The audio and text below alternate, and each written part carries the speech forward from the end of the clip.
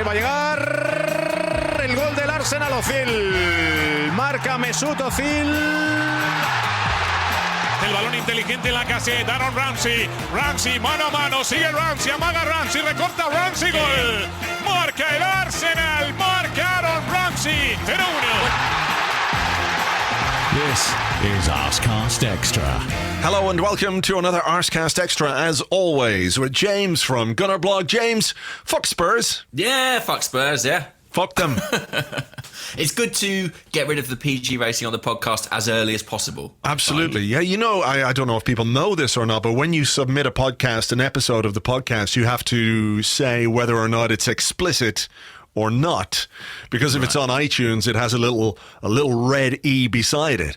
So if you're, that's cool. Yeah, like if you're, if for example we were doing a podcast from The Good Place and we were saying what the forking shirt is this, we wouldn't have to put the E. But then we'd say what the fucking shit is that cunt Harry Kane doing this time, and we definitely would get our E. I think we've got the E. I think we've got plenty of E in this podcast. We put the E into podcast, which is impressive because there isn't one in it as a word. Podcaste. Podcaste. For starters, we mean to go on, I suppose. With For sure. About Spurs. Yeah, look, you know what? I think there are things about this podcast which will cause us a little bit of frustration, right? There were feelings that I had yesterday which weren't necessarily great feelings, and I'm sure you and many of the people listening to this felt those very same feelings: frustration, anxiety, anger, rage, murder, cold-blooded murder. But I don't want to go there just yet, right? If it's if it's all right with you, I would like to start this podcast with something that gives it all a bit of balance. You know, I'd like to start with some of the things that I thought were good about yesterday. So can we do that? Yeah, I'd love to. Okay. I'd love to. Right, the first thing that was good that I'm going to talk about, I'm sort of going in not chronological, but pitchological order. There's a new word for you. Pitchological. So I'm going to start in one place and go further up the pitch. Bernd Leno, holy fuck, what the shit. Holy forking shirt balls. Yeah, I mean, wow. You could run out of swear words to describe that double save, couldn't you? It was quite incredible. Yeah, amazing. It was, you know, sometimes a player needs a moment at a club. Yeah. A new player needs a moment to make you go, okay, I'm a bit more invested in this guy than I was. You know, I remember in the past finding it a bit difficult to sort of warm to Lauren when he first joined the club. But then, you know, over time he did things like score a penalty against Tottenham and throttle Phil Neville and kick Cristiano Ronaldo 17 feet in the air. And you go, yep, I like this guy. And I've been a bit hit and miss with Mignolet. Oh, that is the ultimate Freudian slip. It really is. Wow. With Leno, I should say. You've been a bit Mignolet with Leno. I have been a bit Mignolet with Leno, and I feel like on the basis of yesterday, I would like to withdraw some of the Mignolet from that. I'll take away the Ming from Mignolet. Okay. Right? So I'll take away the MIGN, which is Ming, which is Mignolet, of course. That was a fucking brilliant save. The second one was just amazing. The first one, I think, you know, it's instinctive. A goalkeeper, you know, comes out when the ball is played through to an attacker that close to him. He spreads himself. You know, the old starfish type thing. Peter Schmeichel was very adept at the old chocolate starfish, wasn't he? And, you know, he sort of perfected that save. Yeah. But Leno made the first one, but the second one was incredible. Yeah, and I think the second one, I mean, it's the stuff goalkeepers work on all the time in training, you know, making the first save, but being able to spring up and make the second. Yeah. I suppose, you know, he doesn't overcommit on the first one. He doesn't make it overly flashy. He doesn't go to ground too much. So he is able to produce that second save. But it was a really breathtaking moment. And you're right, he's been in goal for the majority of the season. And there haven't been too many moments where you've gone, wow, you know, what a save or what a crucial moment in a game. But actually, in the past couple of games at the Emirates Stadium, I think it was against Barté and then against, or was it against Southampton and then against Bournemouth? He made pretty decent saves early on that proved quite important. Yeah. And then this was the icing on the cake. I agree with you. I feel like this was a real moment for him, and it felt like the moment he arrived at Arsenal. I thought his all-round game was good, but that moment was particularly memorable. And I think it will help him too, and it will help his confidence. So, yeah, I think that's a great place to start. Start at the back, start with Leno, and I thought this was a big day for him. For sure. Okay, the next place I want to go to is the central defensive pairing of Socrates and Laurent Koscielny. Now, the one time that they switched off slightly was when that moment came for Leno to shine. Yeah. Socrates just sort of ball watching, and he missed Eriksen get in behind him. But apart from that, I thought the two of them were amazing, and I was sitting there thinking, I wish both of them were 5 or 6 years younger, because I feel like if we can keep these two guys fit and playing together for the majority of what's left of this season, then our chances of accomplishing what we want to accomplish are much higher. Yeah, and I think, they're both good individual defenders, but what we've learned watching Arsenal over the past, however long it is, 20 years, we've seen that it's about balance often. It's about central defensive pairings that work. And it's not always about the best individuals. These guys are great individual defenders, but they seem to complement each other. They seem to kind of enjoy playing together, I think. There's a respect between them, and they balance each other quite well. So, yeah, they were both great. I thought Socrates, apart from that slightly, that moment where he let someone drift off the back of him. In fact, when Leno made the double save, he was kind of the only Arsenal player who wasn't applauding, because he was still, I think, wondering how he'd let the guy slip. But yeah, I thought he was excellent. And actually, in both North London derbies, I think he has kind of had the better of Harry Kane. And I thought he did again. I mean, look, the only shot on target Kane had, or the only shot he had in the whole game, was the penalty. So it showed you how well the two central defenders dealt with him. Kane is allowed to do pretty much whatever he wants on a football pitch without any recrimination from the referees. I know a forward is going to try and protect the ball. When a high ball comes in, he's going to back into the central defender. But there's a lot of what he does is, he looks where the defender is and he waits for the moment where he thinks they're going to jump, and he backs into them, and it can be quite dangerous. But he doesn't get penalised for that at all. So not only do the strikers have to deal with that, but they have to deal with a strong, tall, physical striker who knows how to use his body as well. So, when you're more or less not going to get a free kick, you've got to be really, really tough and play the game against him in a particular way. I thought it was interesting that he played the first half against Koscielny, got no joy out of him whatsoever, went over then to stick himself on Socrates and got even less out of Socrates. So I think the two of them were fantastic. They were really good. And I know what you mean about wishing they were 5 years younger. I think in the case of Koscielny, I particularly wish that. But I do wonder with Socrates, are we kind of wishing him into retirement? Sure, He's only 30. That's true. That is true. I don't want to. Maybe I'll just withdraw that again. I'm happy to correct things on this evening's podcast. I'll just wish Koscielny was 5 years younger. Socrates, 2.4 years younger. Is that all right? You're not the only person saying it as well, and I think I'm guilty of it too. But at 30, that's often what you'd think of as sometimes the prime year for a central defender. Often, between kind of 29 and 32 is when you see their best. So I think he's been a great signing, and I think given all the kind of scare stories maybe that came out of Germany about his poor performances in his last season at Dortmund, I think given that, I think he's overachieved really for what I thought we were going to get. Well, yeah, I think you're right though. There's balance in the partnership with Koscielny. I think it works really well, and he is an organizer. He's a talker. He's a leader. As you've explained on this show more than once. In the ground you can see him, really sticking it to people and trying to get people doing what they're supposed to be doing. You could see that again yesterday. So those two, and also a quick word for Nacho Monreal, who I thought was brilliant as well at left back. Amazing. I thought really good performance, exactly what you'd want. I mean, Kolasinac has been so important for us in recent months, and you didn't miss him in that team. I mean, Monreal was brilliant defensively. I think he made 10 ball recoveries, which was the joint highest of any Arsenal player. But he was also very good going forward. Should have had an assist after that brilliant cutback. And I think as well, I know he's a bit older than Socrates, but I have slightly had the sense this season that he's another who I think maybe people have written off a little bit, and I think there is life in him yet. I'm not saying he's the man for the future, but in the time being, I think there is plenty of football to be played for him. For sure. Okay, I thought central midfield was generally, fine. The two guys did well in the first half. I think Torreira came on, did well in the second half with Xhaka, who was good.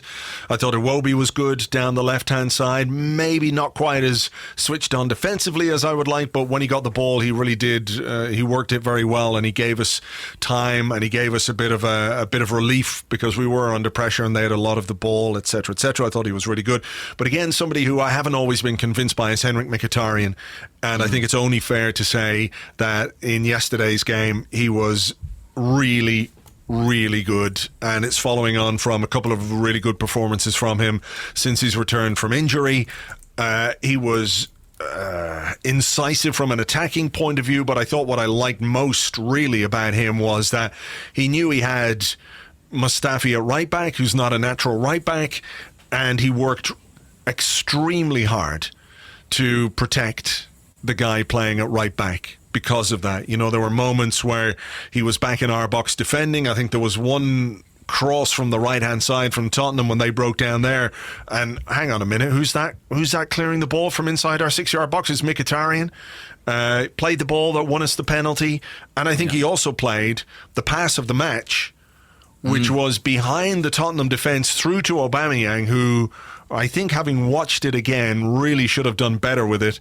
It was a perfect ball from him to Aubameyang on the run, the kind of situation where you would imagine Aubameyang would absolutely be dreaming about. I know there were two defenders there, but his touch wasn't great and he got crowded out. But credit to Mkhitaryan, really, really good, and I was very impressed by what he did. And he has been good, hasn't he, since he came back from injury? And I mean, you mentioned those moments. I think my favourite moment was just before the pass that won us the penalty. The little was it a nutmeg? Just a little turn that he did almost on the halfway line brilliant. To create the space to play that pass.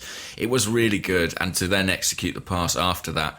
And he's someone who, there's a lot of talk about Unai Emery likes to change his shape or play different formations. Well, I think almost any formation he picks, I think he would have a place for Henrik Mkhitaryan because he does exactly as you say. He does the creative jobs, but he is prepared to work back. And for someone with that much flair and that much end product in the final third to actually, just be willing to do that, to protect an inexperienced fullback or whoever it might be, I think is unusual. And I have actually criticised not only Mkhitaryan, but I've also criticised maybe the club's decision to invest a salary that huge in that player.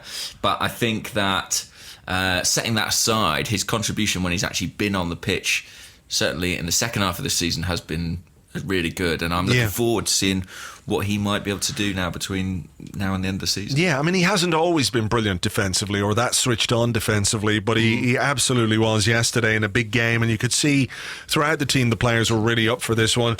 Aaron Ramsey, his final ever North London derby, a great goal, great finish. Let me ask you, when he was going through, how confident were you that he was going to score, out of 10?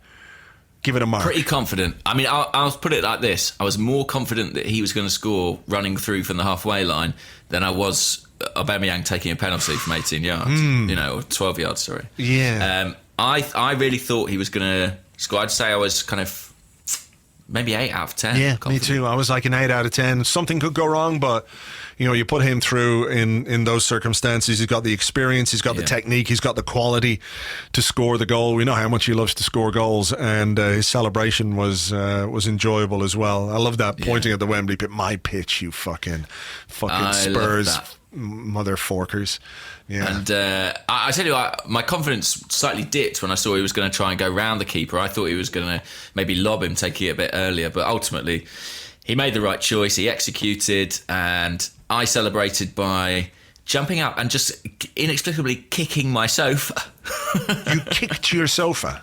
Yeah. It was like such a sort of violent joy that the only way I could express it was by taking my emotions out on a piece of furniture. Well, I'm concerned about what you're going to tell me for the rest of this podcast when we get to the bits that weren't quite as enjoyable. What the fuck did you kick? To be honest, it was pretty much the same every time. But the sofa took a real punishment over the course of the 90 minutes. I was really invested in this game. in a way that I don't think I usually am when I watch them on television. Yeah. I think it might be, of course it's the derby and they're always huge and they're always slightly scary, but I think I knew what it meant in the context of our season as well, and in the context of the Champions League. And having just had this sort of reprieve after the Barto game and winning a few matches, I think to have lost certainly would have been a real downer, and sort of stopped our momentum dead in its tracks. Yeah, okay. So look, we can talk a bit more about what it all means in a moment, but I want to ask you about the team selection and also the reaction to the team selection, because I heard you talk about this on one of your videos, maybe the last game, the Bournemouth game or the game before that, and I heard Tim Stillman talk about it on the Arsenal Vision podcast, and we posted the team news beforehand, and it was Ramsey in, Aubameyang on the bench, blah blah blah. I can't really understand how so many people lost their reason online. And I know, we're taking Twitter as a measure or a gauge for everything, but some of the reaction was incredible. And I was talking to Andrew Allen before the game, and he was saying that on BT, they were going on and on about the team selection and how weird it was and how can you leave this player out and leave that player out. And I'm looking at it thinking, okay, Mustafi at right back is a bit weird. I'm not necessarily into that, but if Lichtstein is not available, I can sort of see the logic to it. He's playing a back four, and he's put the extra man in midfield. Is he going to play Mesut Ozil in a away game, a big away game? No. I think everybody knows that. Aaron Ramsey coming in is pretty par for the course in those circumstances. Even Arsene Wenger didn't play Ozil in some of the big away games, so that's not anything new. Aubameyang or Lacazette or Aubameyang, it's a bit like 50-50. One or the other. It was always going to be, one striker. And it's a judgment call. He's played Lacazette because Aubameyang started the other night. And, Aubameyang has to start on Thursday against Rennes. It's a weird thing. This visceral, incredibly negative reaction to the team selection. Because I think he could pick any team, any combination of the players that we have, and there will be people going fucking spare about it. There would be. Yeah, I think that's right. And what I would say is, to be fair, I sometimes for a laugh go and look at other teams, and for context, look at other teams' Twitter accounts when they announce the lineup. And the same thing, I think, happens everywhere to an extent. I think with Arsenal fans, it's maybe particularly pronounced, and I think that's a consequence of the fact that Emery always does bring surprises, and in our minds, we might pick the team that we think it should be for the derby, and you can bet your bottom dollar Unai Emery thinks something different somewhere along the line. It's almost impossible to know what he's going to do from game to game. But I also think that there's maybe a bigger thing, which is that it's kind of become part of the online ritual, maybe, around a game. Maybe. I've heard Tim Stillman talk about this, and he says, if you go to the games live, a lot of the time, don't even pay that much attention to the team news. You might be in the pub, you might look at it and have a couple of sentences about it and you chat with your mates, but you probably won't have that level of focus on it. But when you're removed from the game, when you're at a distance, you're not watching the warm-up, are you? All you have to go, you're not in the pub, all you have to go on is, here's the team, and here's my reactions and my feelings about the team. So I think some of that pent-up anxiety that exists around games is kind of channeled into the responses to these team selections. Sure. But this is a great example for me of why, you have to sort of suck it and see a little bit, because I think ultimately Emery's decisions kind of paid dividends, didn't they? I mean, he left Aubameyang out, sure, but Lacazette laid on the goal for Ramsey, and we know that those two have generally combined well. There are complementary characteristics in their play. He went with four at the back, and I think defensively, for the most part, we were really, really good. And even Mustafi, who I don't doubt we'll get onto, I think for 89 of the 90 minutes was all right, and No, well, okay, we might take issue with that, but I thought he was. I thought, Monreal justified his selection. Yeah. And the other thing I thought is that Emery, and this is something we haven't talked about that much recently, but we talked about a lot at the start of the season, is that he picks a matchday squad for 90 minutes. And the changes he made, Torreira coming on at half-time, then Aubameyang coming on, and then Ozil, I think thought in a way sort of strengthened us almost across the 90 minutes and made Tottenham's task all the harder. Yeah. And I thought his substitutions were effective too. And someone starting on the bench, from him, I don't think it's... I don't think he views that as kind of pejorative. I think it's just game to game. I think these are the guys I'm going to start with and these are the guys who are going to come on. Do you think, based on the reaction to the team selection versus the performance that we got, as frustrating and disappointing as it was not to win the game, do you think it might temper some people's reactions the next time we announce a starting 11, or is it just going to be the same? I think it probably is going to be the same, if I'm honest, because I think it's also probably part of the kind of Arsenal culture of slight managerial mistrust that I think's evolved over the last 5 years. But from my point of view, what I know is when Unai Emery picks an 11, I feel like there is a plan and there is a strategy behind it. And it's impossible for me to know until that game kicks off and it's happening what that is. And I personally am prepared to kind of wait and see exactly what it is he has planned. And I don't think it'll work every time. But I think prejudging it before the fact is... Yeah, it's not ideal, is it? Yeah, it's weird, and I think I'm just not going to look at Twitter for the hour before a game from now on, because it was just like, oh my God.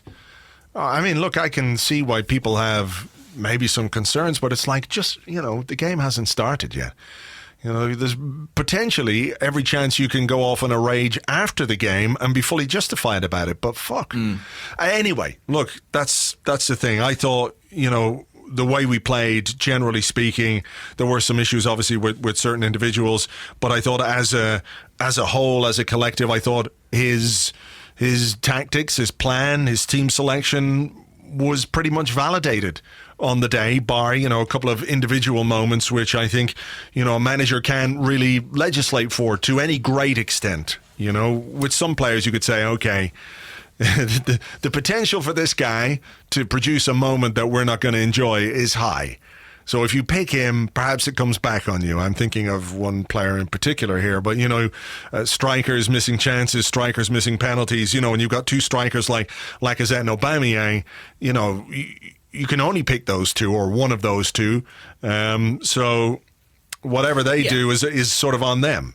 And to be fair to Emery, he picked them both, as in, Lacazette happened to play an hour and Aubameyang happened to play half hour, but they were both in the game. They both had roles to play and they both had big chances and they both failed to deliver. Yeah. I think, this is a game we should have won. Let's not beat around the bush on that. We absolutely should have taken 3 points from this game. And I think that's the reason it stings that we didn't. And the officiating undoubtedly played a massive part in that, but I also think when we look at ourselves and our own team and where the culpability lies, I take no pleasure from saying it, but ultimately we have top quality strikers who you would expect to take those opportunities. A lot of the times this season they have done. Unfortunately, on Derby Day, they didn't. No, they didn't. We'll come back to the strikers. So let's talk about their equaliser. At a period in the game when I know, I'm sorry, but we have to.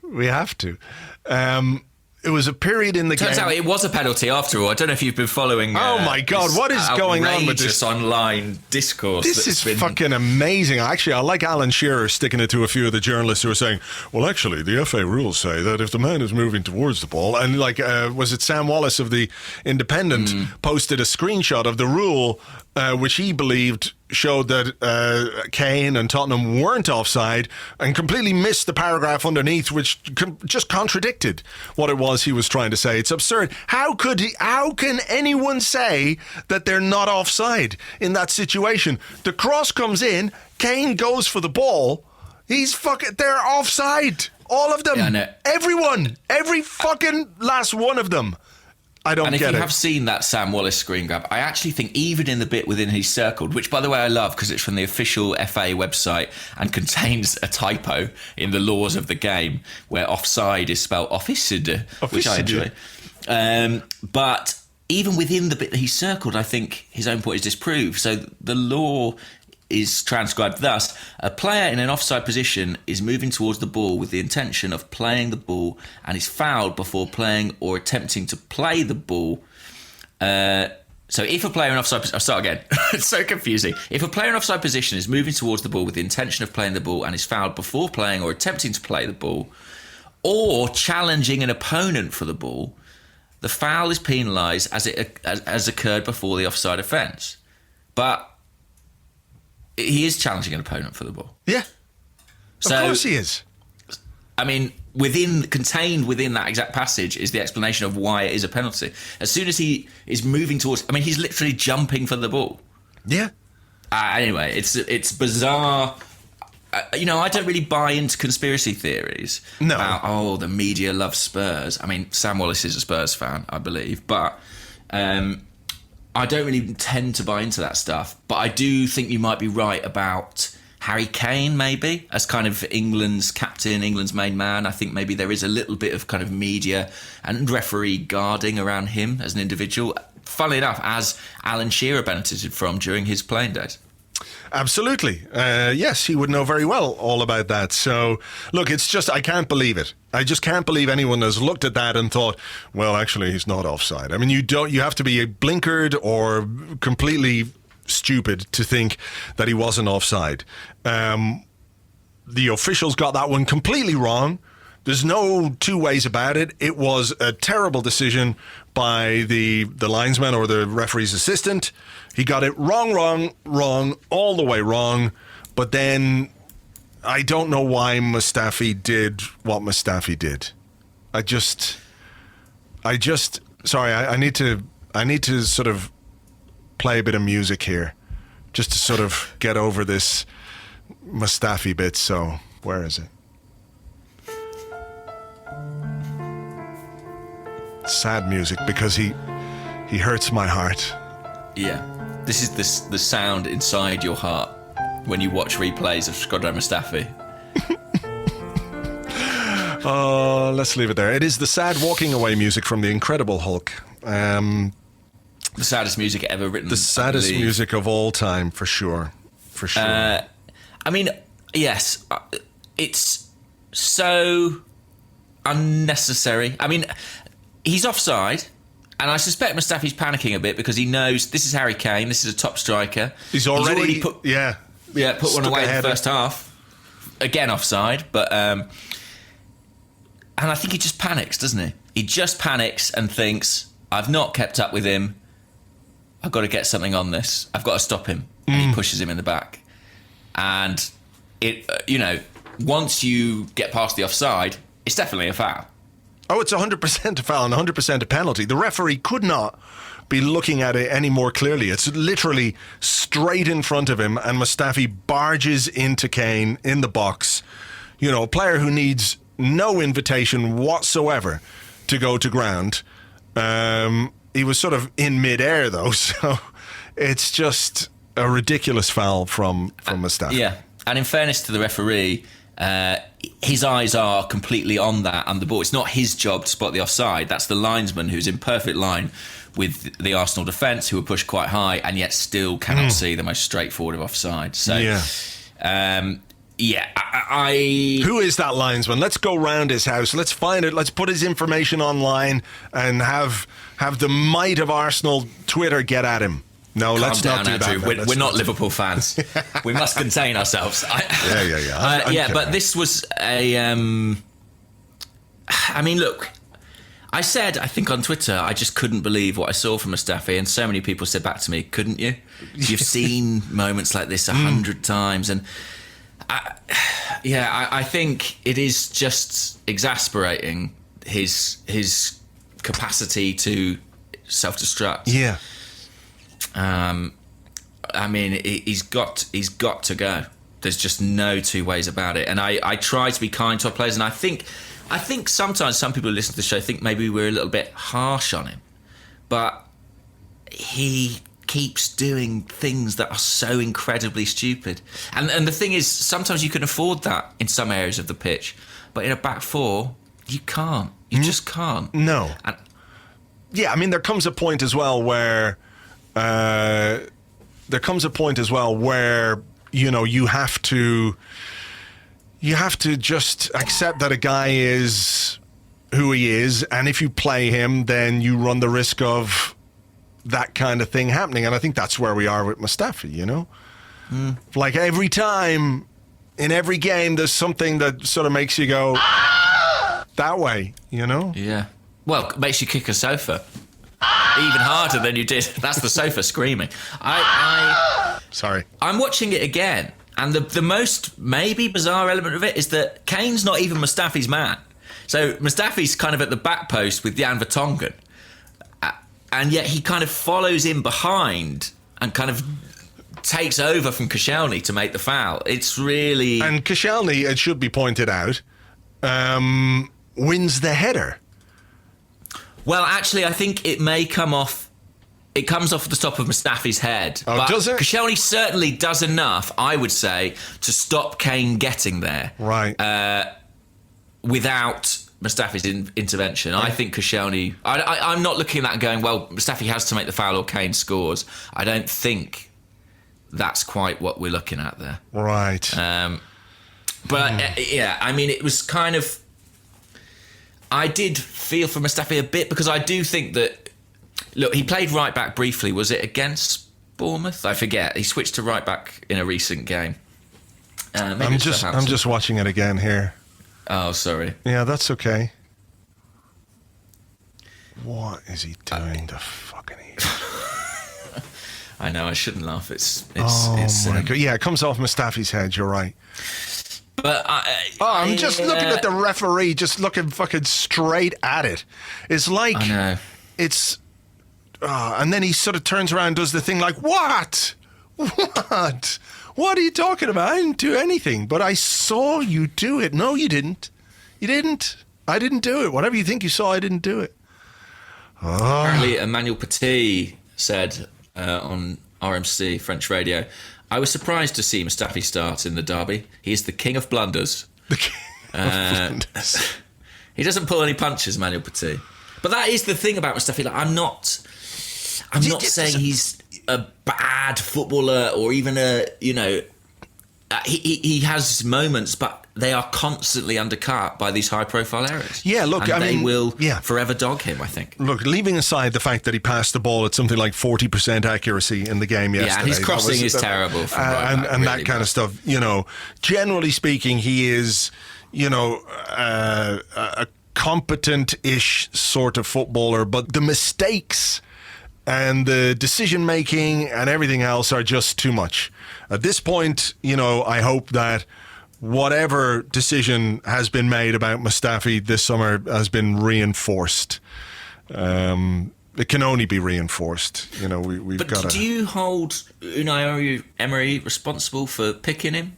Because I have to say I don't. Like without Lichtsteiner, without Bellerin, it's not like he's picking Mustafi over Bellerin. Do you know what I mean? Exactly. It was a selection based on availability, and I think he wanted somebody experienced in a game as big as this. You know, a North London derby away from home.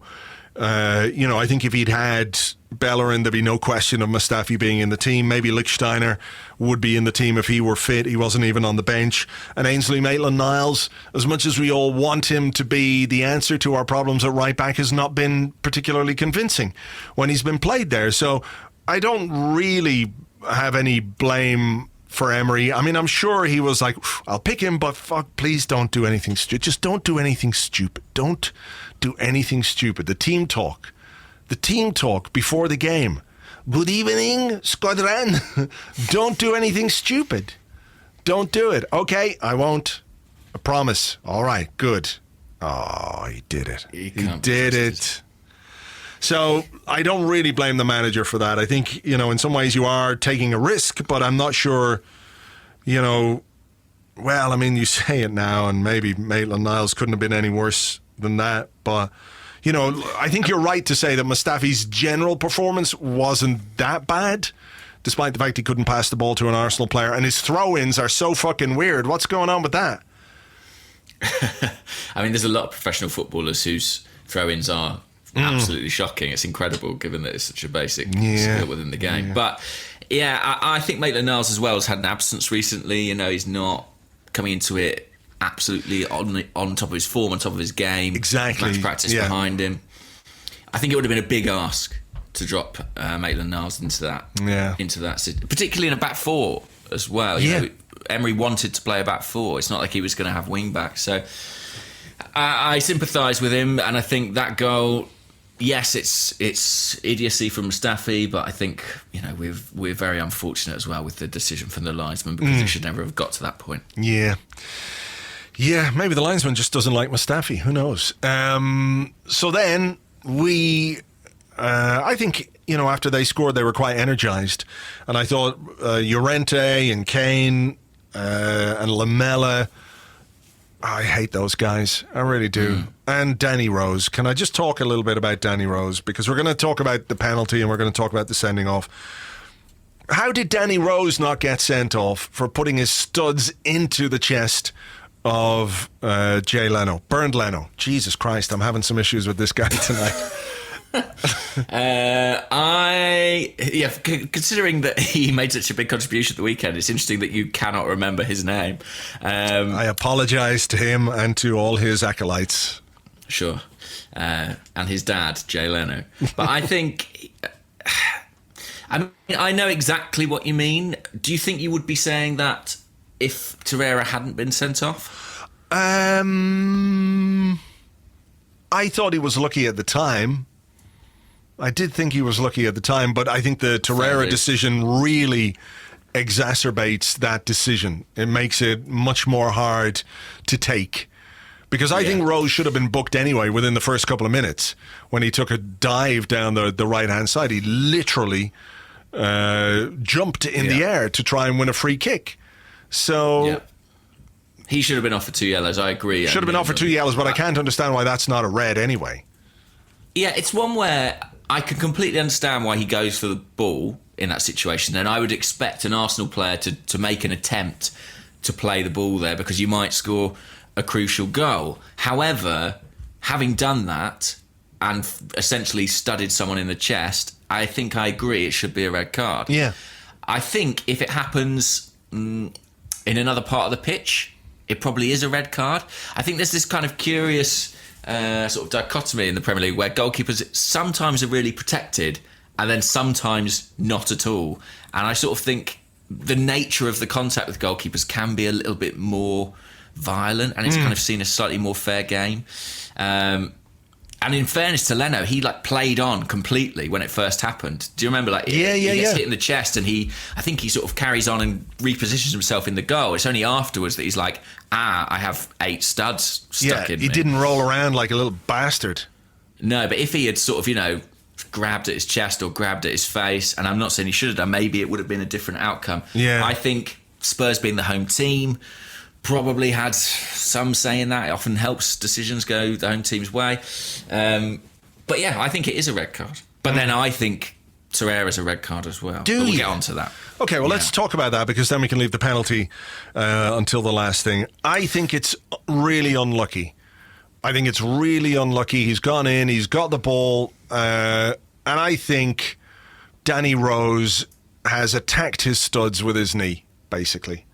I mean, I'm joking, of course, but I think he's basically run into Torreira's studs rather than Torreira going at Rose, if you like. He got the ball, he got there first, he passed the ball, he was trying to pass the ball back towards the box. He did that. I know his momentum took him through, I know he followed through, but I think it was harsh. I think it's harsh. I don't think he's gone to do him. I think that he has obviously gone to try and just keep the ball, and it's a move we've actually seen Torreira do loads this season, and he kind of, contorts his body and somehow comes out with the ball, and it's great when it comes off. And there was a little bit of desperation about it because Arsenal was sort of chasing the win at that point. But I think it's reckless, basically. Okay, I've just watched it again a few times. I just want to say, first and foremost, fuck Danny Rose. First and foremost, he can stick it up his arse. He's a wanker, and I find it very hard to, say anything nice about him. So I never will. I'm looking at it, and I think, okay, if I was watching a game as a neutral, and I saw that tackle, yeah, I would probably say that's a red card. However, but you're not. However, in the context of what happened, the period of the game it happened in, the player to whom the foul, it's not even a foul, really. He didn't go out to do the player. He got the ball. Given who it happened to, and given who it was against, I just can't. Fuck them. Fuck it. No, I won't do it. I admire you for your style. I won't do it. If you want to call me biased, or anyone listening to this will go, what a biased asshole, you're talking out your arse, you don't know anything, fine. I don't give a fuck. I don't care. I just can't do it. I just won't admit to this. It will not happen. You can think what you like. Anyone listening can think what they like. I'm not having it. Not having a single bit of it. So there. Okay. Well, I applaud you, and I think it's good to take a strong position on it. Yeah. My position is, I think it probably is a red card. Well, let's put it like this. I don't think we've got any chance of getting it off on an appeal. No, I don't think so either. I don't think so either. But so there you go. But I think Danny Rose should have been sent off as well. Yeah. For what happened with Leno. Absolutely. But no, I'd be surprised if there's an appeal for the club. So, the penalty. The penalty. I mean, I don't think you might take issue with this. I'm not convinced that's a penalty, to be honest. Definite penalty. 100% penalty. I mean, look, you see them given all the time. All the time. Look, it was soft. It was a soft kind of a penalty. But again, I don't care. I don't care how soft it was. And actually, let's not forget, that guy fucking, what's his face? Davinson Sanchez. Davinson. Yeah. What kind of a fucking name is Davinson? I don't know. It's like the surname of a shit butler. That's what that is. Yeah, it is. More tea, please, Davinson. Yeah, Davinson. You're only here because Carruthers is on holidays. But, he got away with a stamp on Koscielny. In our box, there was a scramble. He left a leg on Koscielny. So fuck him as well. He can go fuck himself along with Danny Rose. I'm just watching it back here. Here it is. It's just happened in real time. Kieran Trippier with his fucking stupid face. Yeah, it's very soft. It's very soft. But fuck him and fuck them. Well, also, arm in the back. No, sorry, arm in the back. Arm in the back. Definite penalty. 100%. Should have been sent off as well. Last man. Aubameyang lucky to survive that vicious assault. I don't know how he was. No wonder he missed the penalty, I guess. Well, anyway, not a penalty for me, but neither was there, so I don't care. I was so happy when it was given. I was absolutely ecstatic, and then I have to confess, when Aubameyang was stood over it, I had no confidence he would score, and I know that it might sound easy to say that after the fact, and it might just be the pessimism in you that sort of is trying to manage your expectations. But the people I was watching it with, I said, I don't think he's going to score this. Yeah, me too. I looked at his face and I saw Riquelme against Lehmann. That's what I saw. Too much of the whites of his eyes or something. He wasn't. And look, any player can miss a penalty. Thierry Henry has missed a penalty. Dennis Bergkamp missed a penalty. Great players down the years for Arsenal have missed penalties. Yeah. But in the 90th minute of a North London derby, to take a penalty that tame, that weak and insipid, I have to say, I had bad thoughts in my head for a few minutes. Okay. It's important that you can come here and confess that and talk about it. And I like Aubameyang. I do. Sure, I think and yet the thoughts were so bad. The thoughts were there, and they were not good thoughts, James. I thought about going to confession. Forgive me, Father, for I have sinned. I've had wicked thoughts. And he would say, and what were those thoughts about? And I say, it's about a footballer. And it's about a footballer. Yeah. But it was just was it Aubameyang? Yeah. Yes, it was. You know, I mean, the thing is, if the keeper goes the other way and he just rolls it in the corner, we're all like, how cool was that? Yeah, He's so cool under pressure. Sort of, but like, you just don't give the goalkeeper a chance. In those circumstances, do not give the keeper a chance. I know. You know, and it's a horrible thing to say, and nobody likes to hear nice things said about Harry Kane, but that fucker can take a penalty. He really can. I mean, I had no doubt he would score. Absolutely. I looked at him and went, for fuck's sake. There was a part of me that went, wow, what a game this would be for Leno. You know, Same, I thought that. What a game after that save, and then he makes a penalty save, and then I looked and went, nah, he's going to score. Because he always scores. Because we give him fucking too many penalties. You know, he is a very good penalty taker. He puts them in a place where even if the goalkeeper goes the right way, it's almost impossible to save them. I think there was one at White Hart Lane a couple of years back. I can't remember. It could have been Ospina. So there's slightly mitigating circumstances. But, you know, he took a penalty, and I think Ospina got one of his chocolate wrists to it, and it still went in because of the pace and power on the ball. You know, if you hit it hard enough and hit it into the corner, very few goalkeepers are going to save them. And I think when you take a penalty like that in a North London derby, you just need to be emphatic. You have to be. You can't do that. You can't be like fucking Panenka-ing or whatever. If it works, you're a genius, but like... Yeah, did you watch the League Cup final by any chance, the penalty shootout? I did. And Sterling had the winning kick, and it reminded me of it because it was also at Wembley and the camera angle was the same, and he just absolutely blasted it into the top corner. It was a genuinely unsavable penalty. Yeah. And while you've been talking, I've gone and I'm watching back the Aubameyang footage, and I've managed to pause it at the point where Lloris actually touches it with his hand, and it is not near the corner. No, it's not. It's very close to the goalkeeper.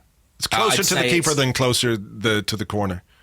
Yeah, it's just over halfway between the centre of the goal and the post. So, you know, it's not a good penalty. But I knew where he was going to put it. Well, he did it before, didn't he? But I was looking at him going, I know which way he's going with this. So if I knew, Lloris knew. Yeah. Well, he's faced him as well in that scenario. And what do you make of all the brouhaha over the encroachment? Vertonghen encroaching into the box, and as the ball came back in from Iwobi, really good ball. Let me have a look at it here. And somehow Vertonghen is there to get it over the bar. You know, I can see why people might be a bit annoyed, but fuck me, just score the penalty. It's not an issue then. Score the fucking penalty. I know what you mean. I think, look, in a post-VAR Premier League, that probably gets retaken. They don't get a penalty. Look, there's no doubt the officiating hurt us on the day. But then we might not have had the penalty. Well, yeah, look, the officiating hurt us, but also we were masters of our own destruction in terms of conceding the penalty and then missing the penalty that we were given, which we had it on a plate. Yeah, exactly. Yeah. You know, we should have won that game. Whether it was 1-0 or 2-1, we should have won that game. I've got no idea how the rebound doesn't go in, by the way.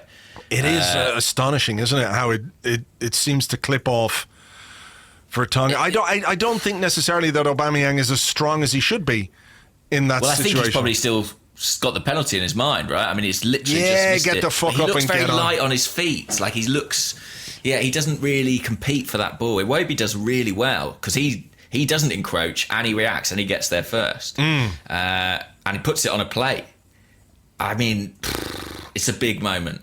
It's a really big moment. It is, because, you know, it could have been 1 point behind them. We'd still be in the top four. You know, it wasn't a good weekend for us because Manchester United won, Chelsea won. We had a draw which feels deflating. You know, I think if you'd said to people before the game, you're going to draw 1-1 with Tottenham, I don't know if people would have taken it or not, but they would have said, yeah, I can see how that would happen. That would probably be a reasonable result. But the circumstances, the context, when you're in injury time, basically, and you've got a penalty to win the game and you fluff your lines that badly, it's hard not to focus on the negative side of that result. And as I tried to do at the start, I think there were things about this game which were encouraging from an Arsenal point of view. The way we played, Spurs really didn't have very many chances. I know Leno made that save, but that was kind of it, really. The centre halves were good. Our strikers were not good. We had chances. Lacazette missed a great chance early in the second half, and he came off soon afterwards. And he was, you could see on the bench he was distraught.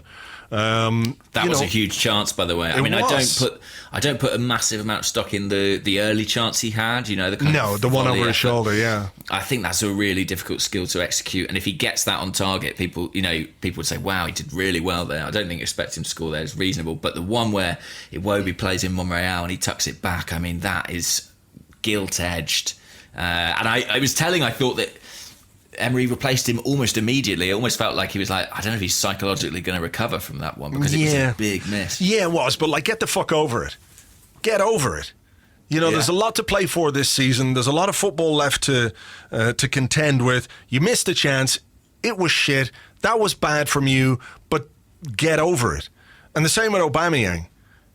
Just get the fuck over it. No, in fairness, and there's lots of stuff doing the rounds today, about players posting on social media, and we're all a team, we win as a team, we lose as a team, still love you, bro, all that kind of stuff. Great, still love you, but score your fucking penalty next time and take that chance next time. Don't wallow. You can't wallow. They can't be allowed to do that. I think the substitution was planned for more or less that time anyway. You're probably because right. Aubameyang had been warming up at halftime, and he was warming up right through the second half. So I think he was planning on bringing him on as the game progressed. Again, because you could see the logic to sort of giving us a sort of an outball, right? Somebody with pace who could get him behind. It did work, and Mkhitaryan played a brilliant pass that Aubameyang should have done better with. So and he won the penalty. Yeah, I mean, I do reflect on the early period of the season where we went on that long unbeaten streak, and Lacazette and Aubameyang were kind of scoring goals they had no right to, and outperforming their XG and all this kind of stuff. And I think, well, they have predominantly delivered over the course of the season. It's just a crying shame, because this game, for lots of reasons, meant more. It meant more. Yeah, and you don't want to. Maybe that was part of it, how much it meant. Maybe that was a hell of a lot of pressure, and maybe that affected the quality of the penalty. That would seem logical, right? Yeah, maybe. Just fucking score it. It's a penalty. I really feel like, of all the skills in football, it is one of the most simple. You're 12 yards out. You can kick the ball as hard as you fucking like. And you should score. I think I don't think it necessarily has to be a striker. We've seen in the past good penalty takers at Arsenal who weren't strikers. We might talk about that a bit in part two, actually. I think we have a question about that.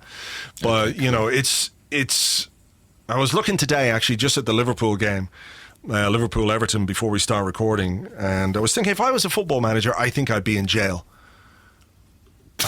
Genuinely. Why? Because of the inability of professional footballers to do the fucking simple things consistently. Controlling the ball, making the right pass, not being fucking idiots. I'm getting a little bit worked up here, but I think there's is a big opportunity missed for us this game. As encouraging as a lot of it was, and I genuinely hope that when we go and face Manchester United next Sunday, not that I'm not paying attention to the Europa League, but, I'm more invested in a game against Manchester United than I am a game against Rennes. I hope that the green shoots that we've seen in the 2 wins previously and that performance against Tottenham are what we see against United.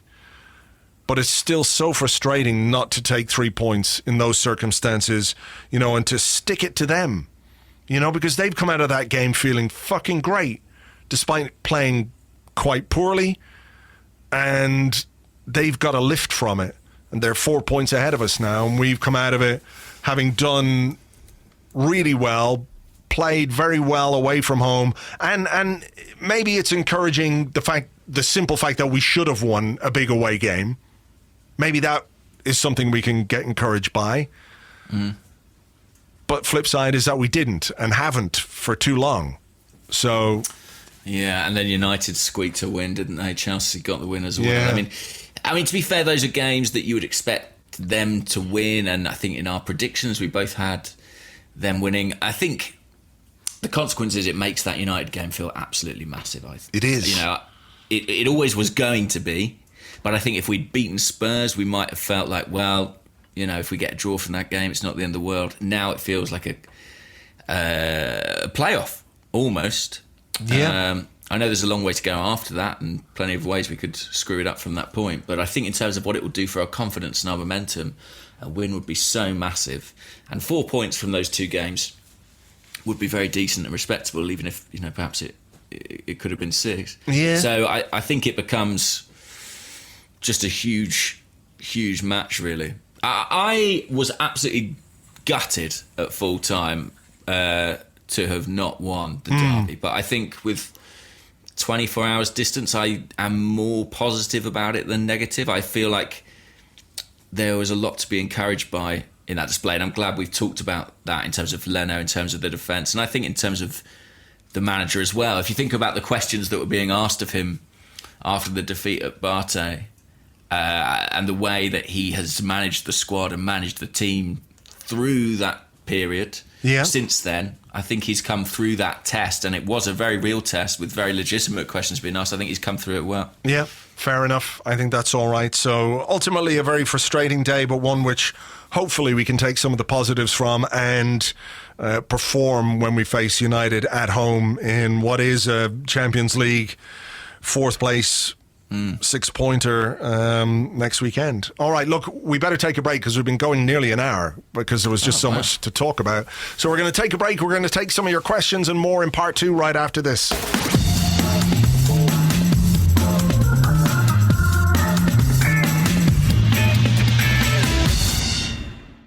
Welcome back to the Arsecast Extra. This is part 2 of the show where we answer questions that you sent to us on Twitter at Gunnerblog and at Arseblog. And this week, for the very first time, you can ask us questions on the Arseblog Patreon Discord server. If you don't know what that is, it's like a chat room, various little chat rooms that you have access to if you are an Arseblog member on Patreon. And it's exclusive and private. And there's all kinds of cool stuff goes on in there, like people posting pictures of their dogs, which is amazing. I don't know what else the internet is for, really, beyond that. So if you want to get involved, you can sign up at patreon.com/Arseblog. And James, I am going to take the first question from there. Okay. And it comes from Jay Giles, who I presume is not Johnny Giles, the former Leeds and Republic of Ireland player. Hi, guys. When you guys take a penalty, this is a question. When you guys take a penalty, do you watch the goalkeeper's movement first or just aim for a target? He said, I always aim for halfway up the inside one of the posts. I think Aubameyang watched for Lloris's movement and he didn't move.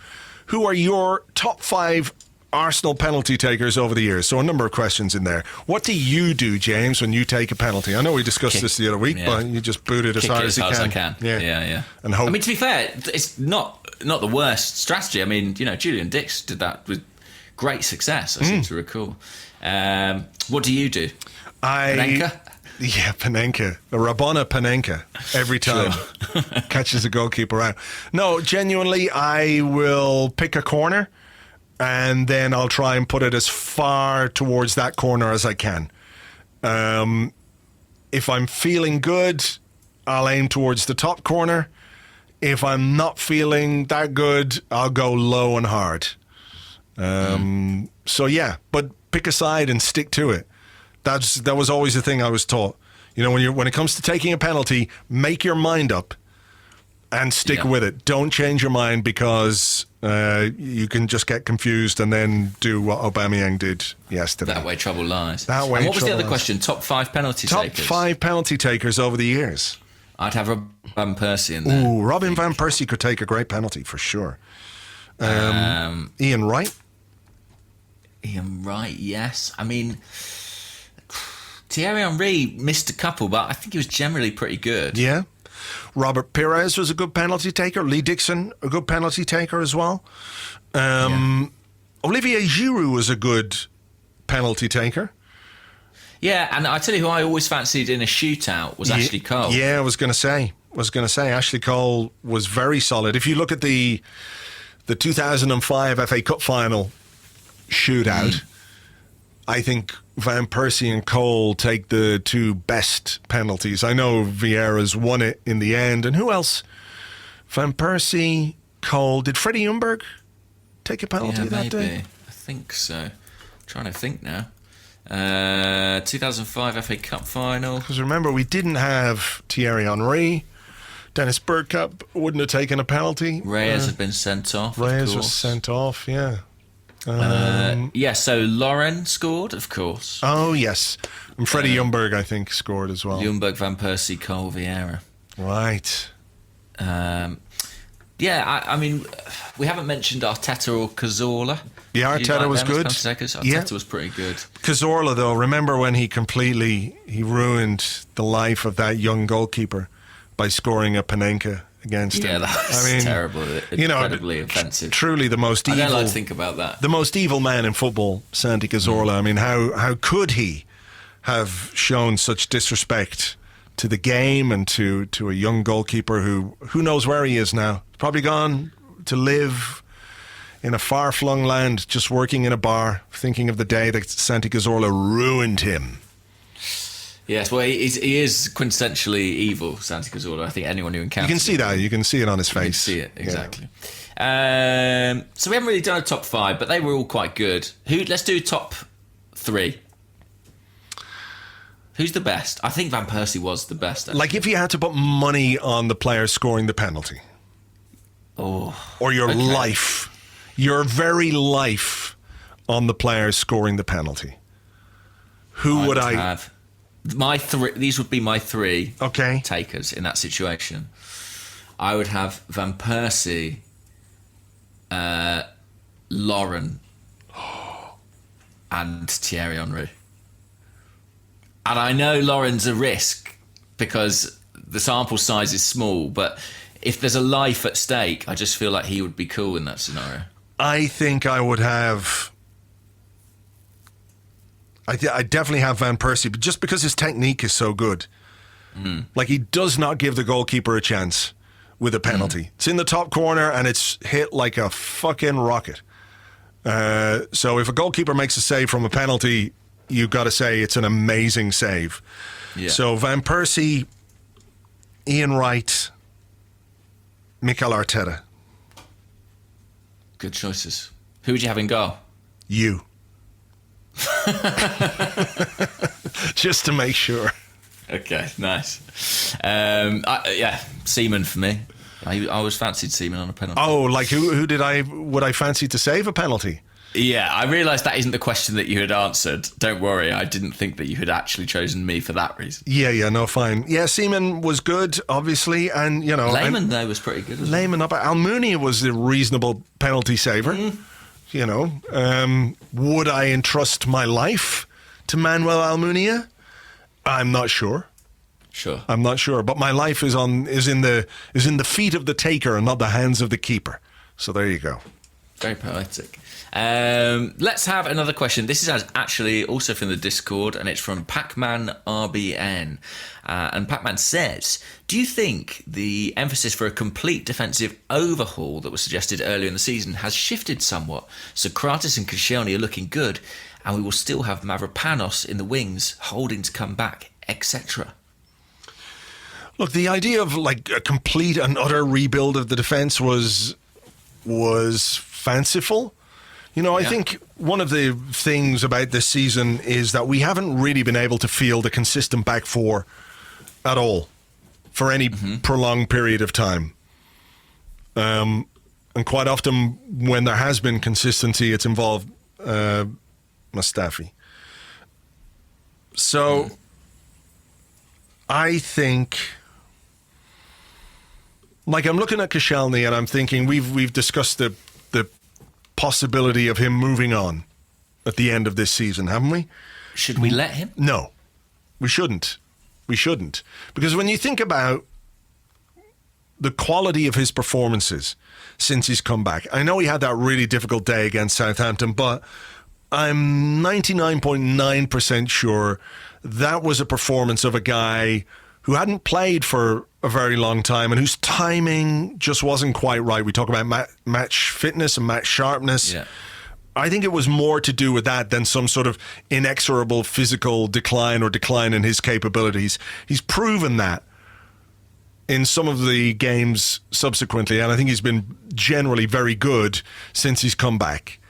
And I don't think we can say next season Laurent Koscielny is going to play 38 league games for Arsenal and whatever European games we're in. He's not going to do that.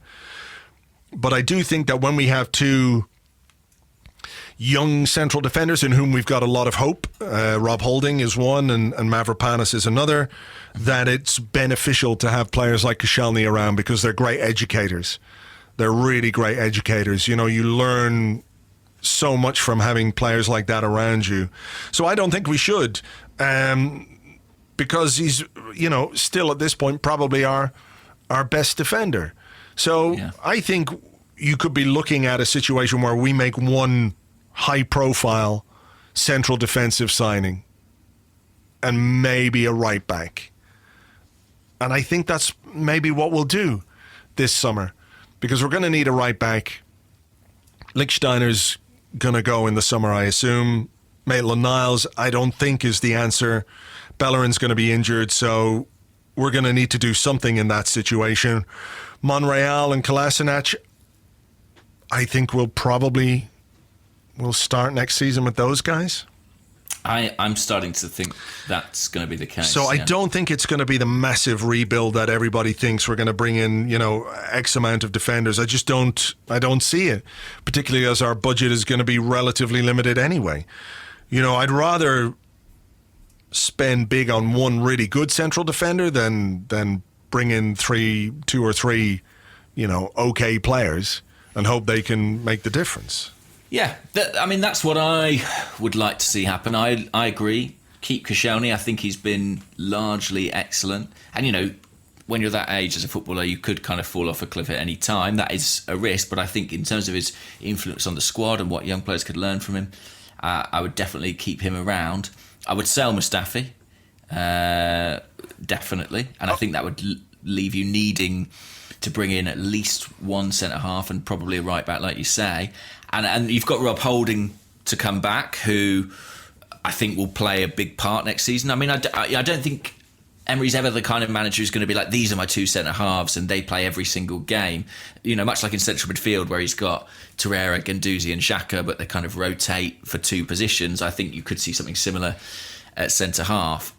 But I would like to see someone come in who's the right kind of age to potentially be our centre-back for the next 5 years. And I would send Mavropanos on loan because I just cannot see how he's ever going to get the game time, either for him to develop sufficiently or for us to even really know what his level is. And I think he would benefit enormously from a season in the Bundesliga or somewhere similar.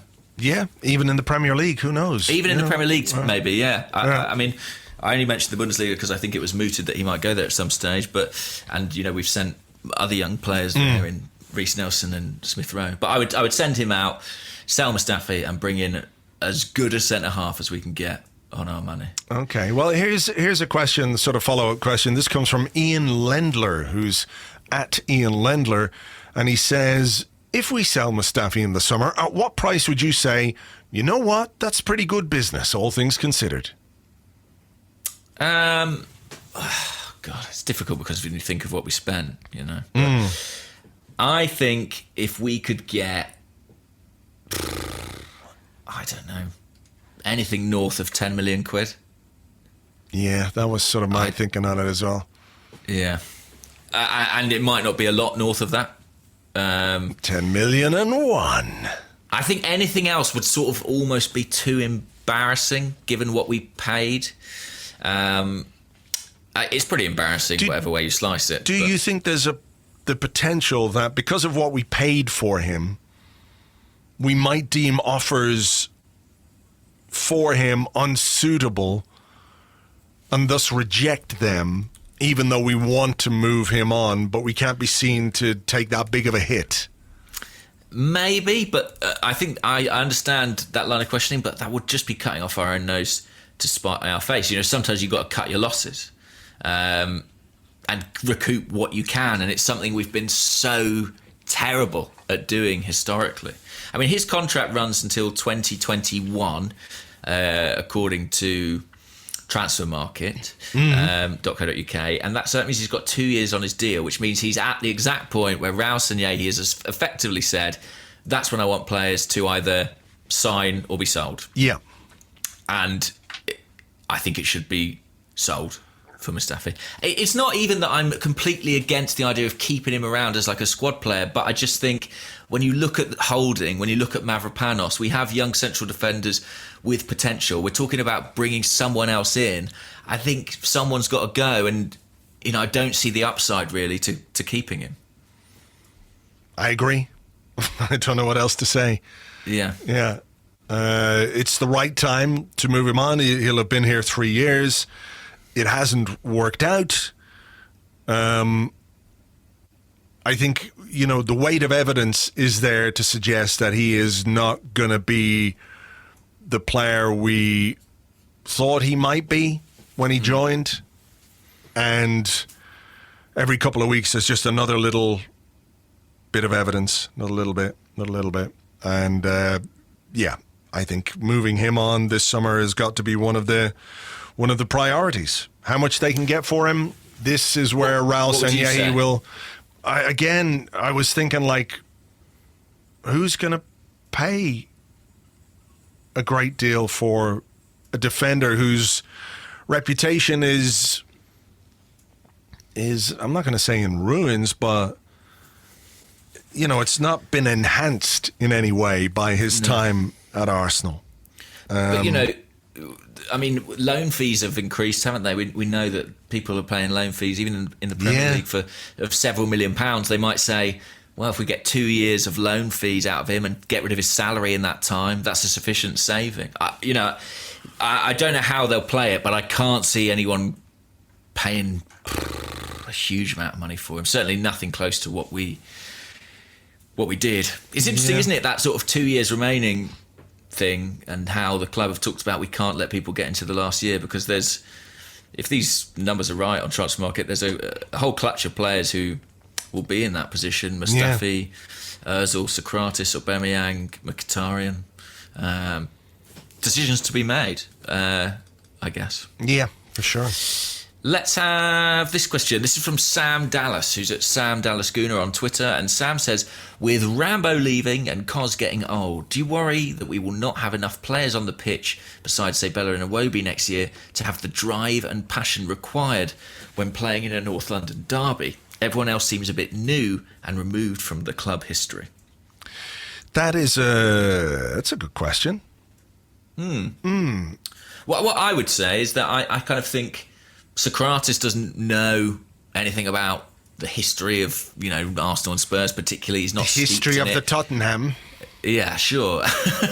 But he understands what a derby means because he's played in those kinds of games before with Dortmund, and I think he shows that experience in that kind of fixture can translate without the sort of cultural background, you know? Yeah, I think players can understand the importance of a fixture like this, without necessarily being.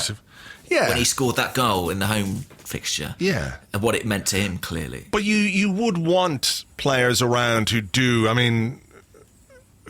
know exactly what it means. You know, who've passed that down over the years. You know, Koscielny has been there a long time. They all know, and they're professionals and everything else. And sometimes I wonder if we do get a little bit carried away with the idea of what things mean to fans versus what they mean to players. You know, it's easy for a player to say, yes, the derby means everything to us, etc., etc. Of course it does, but it's kind of just another game. it's a more important game than a game against somebody else, but it's still just another game for many players. And I think as fans, we like when the guys who are on the pitch, we like to feel that they understand what we're feeling. I think there is something to that, but I do wonder how much it actually plays into how they perform. They still want to win regardless of who they're playing, So, I don't know, maybe some of the younger players coming through who've been at the club, Alex Iwobi, some of the younger guys who've been at the club through the academy can carry that baton onwards. Maybe that's their responsibility in a way. I agree. I think you've got to hope that comes from the academy boys who are coming through. But I do think it's kind of the individual player's character as much as their background. Someone like Guendouzi, I believe he really wants to beat Spurs, and I kind of believe he really dislikes them, and I think it's because he's just sort of embraced the club since arriving, not because he has been here particularly long or is from North London. Anyway, over to you. Okay, over to me. Newmanoid, who's at Newmanoid68, who says he's old gooner. Yesterday's result was very disappointing, but isn't it great that we still have things to play for in March other than cup competitions? Not sure if that's a question or a statement. And I assume he's talking about the top four. Yeah, I mean, look, it keeps seasons alive. I think, we've enjoyed some interesting run-ins, haven't we, in recent years to this kind of top four situation. And it's definitely every single game is going to have imports, going to have consequence, and that is nice. And we are still in the hunt for a trophy as well. I mean, we're all talking about Manchester United on Sunday, but it's Rennes first on Thursday, and that's a big game too because we're fighting on two fronts. So yeah, I think that is good. I'd rather it was the Premier League and the Champions League that we were competing for, but I'll take it given where we are. Yeah, it is a curiosity, isn't it, that the top four trophy was deemed unworthy or not good enough, and now we're all invested in this race for a top four. But that's part of the way things go, the swings and roundabouts, the ups and downs, and we're trying to change our trajectory. And the reality of it is that this scrap for the top four is interesting and it's exciting. And I think when we talk about this season in relation to last season, I'd say at this point we were fairly sure we were nailed on for sixth, and that was about as good as it was going to get, right? Based on the way we've been playing and based on our away record. Of course, we didn't win an away game until the final day of the season or whatever it was, or Arsene Wenger's last game. Was it a Huddersfield? Yes, it was Huddersfield. So there has been an improvement in that regard because we're looking at a team that is fighting for something or fighting against other teams, and that's interesting. That is interesting, more than playing against whoever. And, it doesn't really make any difference what you do. So it gives us something to get invested in. And yeah, we want more. We want to be challenging for the title and not challenging just for the top four. But considering everything that's gone on, this is the first step back to being competitive again. So I'm okay with it. I'm okay with it, and I hope we can, in the remaining 9 games, continue the fight. So, yeah. This question comes from Eshan, who's Eshan40 on Twitter, and they ask, 2 months ago, people were talking about offloading Mkhitaryan in the summer because of his wages. Should Arsenal sell Mickey this summer? No, I mean, it doesn't mean I don't have concerns over the wage packet that he's on, but when I think about players who fit into the systems that Unai Emery wants to play, he's definitely one of them. He's made a big contribution in the last couple of weeks since coming back from injury. Maybe we missed him during that period when he was out. Maybe we might have racked up a couple of other points. So I don't think so, no. I think there's too much other work to do, and maybe Mkhitaryan's pay packet is a problem or an issue, but I don't think in terms of him as a player, even if he can be a bit inconsistent, he is one of the major things that we have to solve. No, I would agree.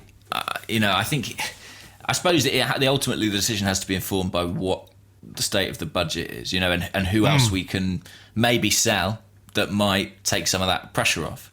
And I'm not even necessarily meaning that has to be a big star like a Mesut Ozil. It might just be that by moving out an El Neni, a Mustafi, a Welbeck, by the virtue of these players going, it might just give us a bit more freedom with the wage bill. Yeah. And mean the weight of those guys who are the big earners is a little bit less significant. I would not be in a hurry to sell him, though.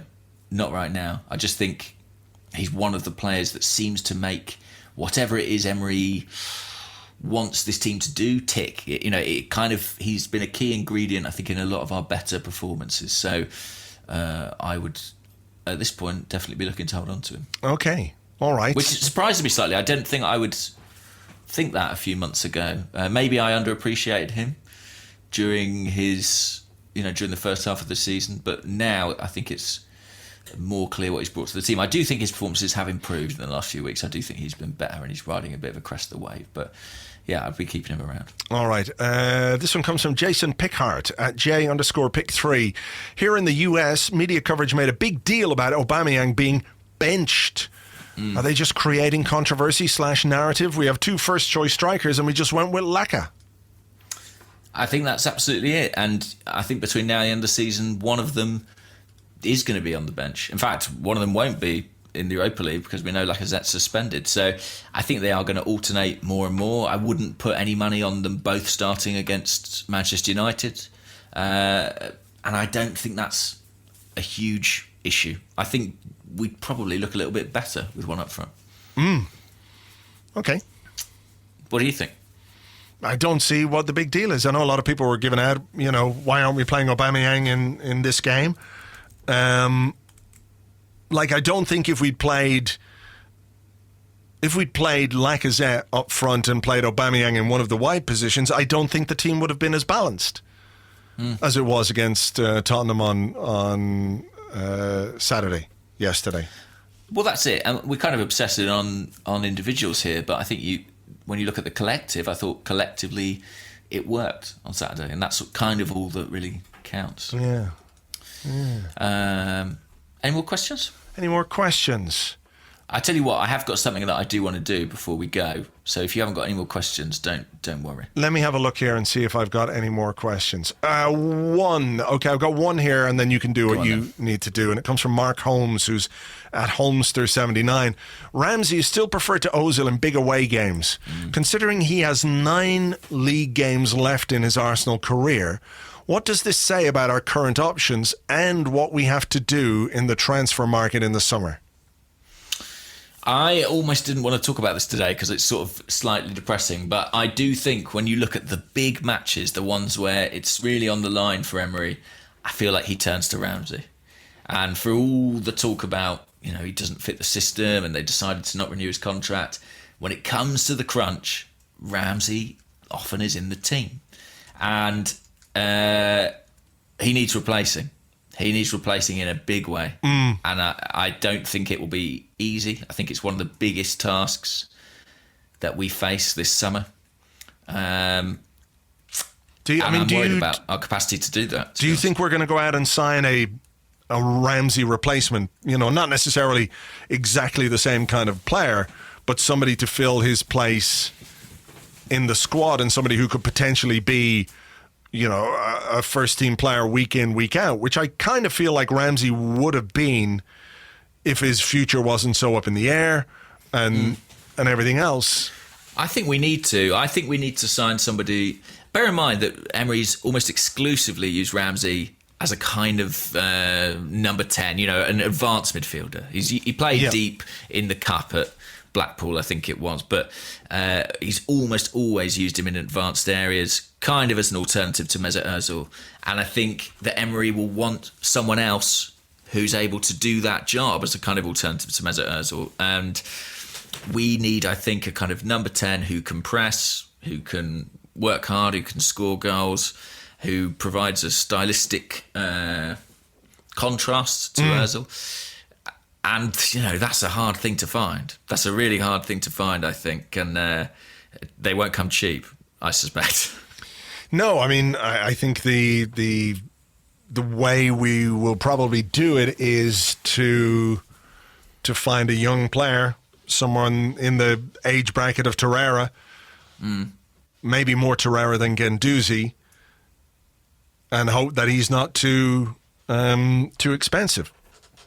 Like, it could be somebody from the Bundesliga, it could be somebody from Spain, who knows? But I think that's how we're going to do it. We're not going to go and buy an established 26, 27-year-old player, I don't think. So... Yeah. But, I think it's increasingly clear to me that money must have been a huge factor in the Ramsey decision, because from a football point of view, he does kind of fit, Yeah. Okay. Right. Well, look, do the thing. What's the thing you want to do? Oh, the thing is I had to say thanks to Angry Gunner, who's at Gunner Angry, for pointing this out. But obviously after Liverpool failed to beat Everton tonight in the 0-0, there's been some activity under the Klopp out hashtag. Oh, yeah? And I thought after all the Sarri out fun, we should have a couple of these examples. Maybe I'll... Just let me have a look on Twitter here and see if I can... In the meantime, I've got a couple to be going on with. So this is from one Liverpool fan. We have been found out. I said months ago we needed to sack Klopp if we wanted to win the league. The German Eddie Howe is absolutely useless. We need a real manager to win the title. Hashtag Klopp out. Hashtag you'll never walk alone. And then I like this one. This is from a Twitter account which is called Klopp Get Out, which I really enjoy. How can we win anything with a manager who blames the wind every time we drop points? Hashtag Klopp out. Did he blame the wind? I hope so. I mean, if he did, maybe I'm Klopp out too, to be honest. I like this one. It begins with hashtag Klopp out. Fuck off out of our club, you four-eyed nonce. We need one goal and you bring on Milner and Lallana, you absolute fraud. Even Everton look better than us, you stupid twat. Bring back Buvac. Bring back Buvac, yes. Everton look better than us. Everton have won like one game in about 3 months, and Liverpool have been top of the league for weeks. I mean, this is a good one from Bilal on a subject that we just touched on, who's a Liverpool fan, and it just says, all in caps, that motherfucker blamed the wind. Hashtag Klopp out. Oh my goodness. So that is really good fun if you look for something to pick you up after we didn't win our derby. We drew our derby too. We drew ours, and they're blaming the wind, and they want the manager who quite potentially could bring them the first league title since 1990. Oh, wow. I'd love to see Klopp out, to be honest. I would love it. You'd love him? You'd love what? For him to... I'd love Liverpool to sack him, sure. I think, I think he's transformed that team. He's made them a lot stronger. And, I see. Yeah. Sure, I get it. Every little thing is an advantage for us. Exactly. Embarrassing performance. This is from another account who's at Klopp Must Go, which there's a real movement here. Embarrassing performance. We are buckling under the pressure. Klopp, the serial loser, looks scared on the touchline. He is out of ideas. Wow. Oh, he's got another one. Did you say Klopp Must Go? Is that the guy? Yeah. I think this guy could be a bit of a piss taker. I think he might be a piss taker. He's just gone, my son can't stop crying because he couldn't beat the Manx and now can't even beat Everton. He keeps screaming that Klopp's poor tactics have gifted Man City the title. Hashtag Klopp out. I think that guy could be just winding people up, Still funny, if he is, power to him. I like the cut of his jib. Yeah, brilliant. Okay, go on, you got one more? One more, yeah. Just James Bradley, Liverpool fan. Klopp has failed. He's had so much investment and has failed to get rid of players like Lallana, who is like a gone-off tin of beans crawling with bacteria. And Sturridge, I have to say he's a fraud, and after today I've changed my colours. Hashtag Klopp out. Hashtag end the circus. End the circus. I really like describing Lallana as like a gone-off tin of beans crawling with bacteria. I did look at that, and he brought Lallana on. I was going, what the fuck are you doing? He had Shaqiri on the bench as well, didn't he? Yeah. And like Lallana looks like a guy whose beard, he came into training one day with a beard. He looks like a guy who can't really grow a beard, and he came in one day with one, and everyone said, where'd you get that? What did you do? And he said, I went into a barber shop and I just picked up all the fucking hair that was on the floor and glued it to my face. Yeah. That's what he looks like. Just using like Pritt stick, just attached it all to his face. Exactly. Okay. Well, look, fun and games. We've got Rennes on Thursday and then Manchester United, of course, in the Premier League next Sunday. We'll be discussing that on the next Arsecast Extra. We will have an Arsecast for you on Friday as well. As ever, thank you very much indeed for listening. Hope it was enjoyable, cathartic. We will catch you on the next one. Until then, cheers. Bye-bye.